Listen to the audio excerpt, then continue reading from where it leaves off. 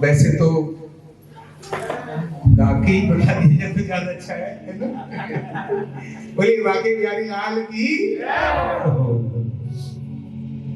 अभी कल ही मैं एयरपोर्ट से आ रहा था, कल गया था मैं शाम को गुवाहाटी, किन्हीं को देखना था।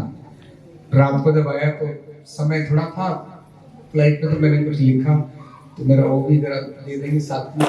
ये जो होली का उत्सव है, तो जानते हैं ब्रजवासी हमसे ज्यादा और कौन जानता है।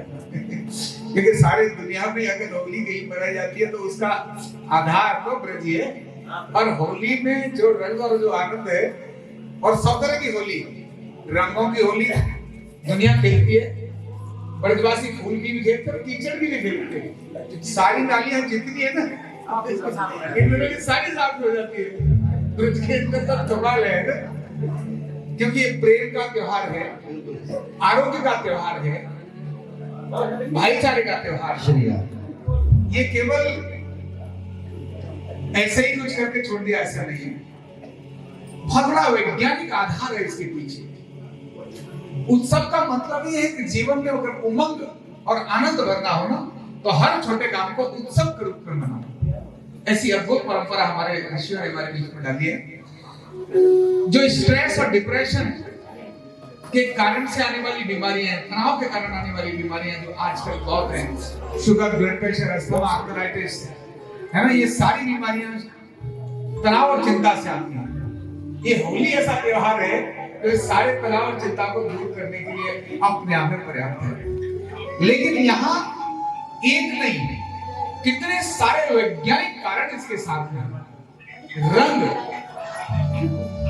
रंग चिकित्सा, हमारे मेरे गुरु और मेरे पिताजी भी, और साथ ही उधर एक चित्र देखते हैं मुझे डॉक्टर आदित्य मेहरा जी का, वो भी, ये दोनों इस बात को कहते थे कि अगर होली पर कोई दूसरा रंग न डाले ना, तो खुद होकर अपने ऊपर डालो, इससे भी है ना वही लाभ मिलता है। क्योंकि शरीर जो है पंच तत्व से बना है, इसके अंदर बहुत सारी कमियां, डिसऑर्डर्स हमारे खाने पीने से, हमारे सोचने से, हमारी दिनचर्या से होते रहते हैं। तो ये जो त्योहार है, ये पंच तत्व के एक, यानी सूर्य जिसको बोलते हैं, उसके आधार से जुड़ा है, यानी रंगों से जुड़ा है।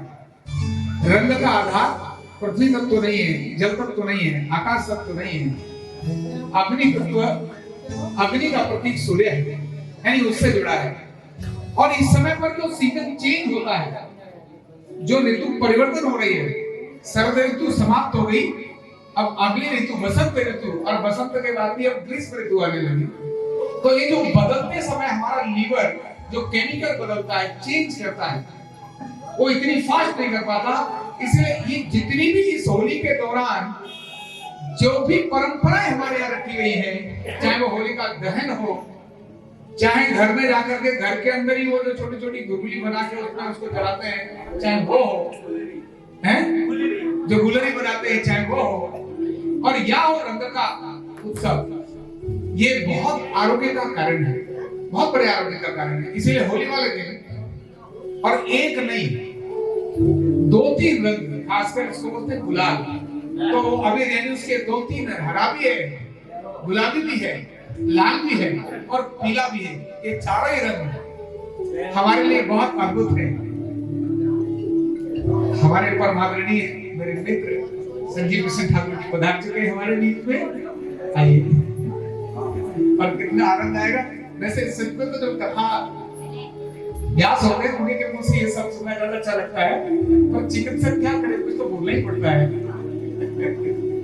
तो एक इसका एक बड़ा कारण। दूसरा कारण है होली पर जो हमारी परंपराएं हैं प्राचीन, अगर हम उनको देखें, क्या हम खाते हैं, ये जो खाने की प्रक्रिया है होली की, और चाहे दिवाली की, दिवाली के बाद भी हमें कुछ आता है, तब भी मौसम परिवर्तन हो रहा होता है।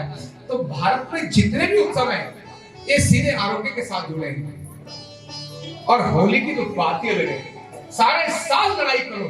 वैसे तो ब्रजवासी गाली दिए तो बिना मानते ही नहीं है, तो की तो बात ही अलग है, लेकिन सारे साल लड़ो। और आज होली के जो होली का दिन है, उस दिन एक दूसरे के गले मिलो, और गले मिलते ही सारे गले सिक्के खत्म हो जाते हैं। और अगर आप किसी को माफ करो या माफी मांग लो, ये दोनों से आप हल्के हो जाते हैं। दो लोग आपस में बात नहीं करते थे, केवल होली वाले दिन आओ भाई गले मिलते हैं यार, चलो मिले। जैसे ही मिलते हैं वो सारे गिले शिकवे खत्म हो जाते हैं, टेंशन कम हो जाती है, तनाव कम हो जाती है और चिंता कम हो जाती है। इससे अनेक सारी बीमारियां अपने आप ही भाग जाती हैं।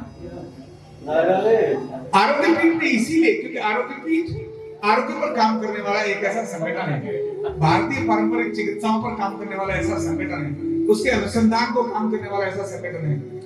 और भगवान कृष्ण के द्वारा जो चिकित्सा लोगों को दी जाती थी, जिनमें से कुब्जा को भी दिया, यानी कुब्जा जो कुबड़ी थी, हम आज के शब्दों में बोले तो एंक्लोजिंग स्पॉन्डिलाइटिस था उनको, बैम्बू स्पाइन, उन्होंने पद स्पर्श से उनका जो ठीक किया था, वो नाभि और अर्धनारेश्वर के सिद्धांत से ही उनको ठीक किया था।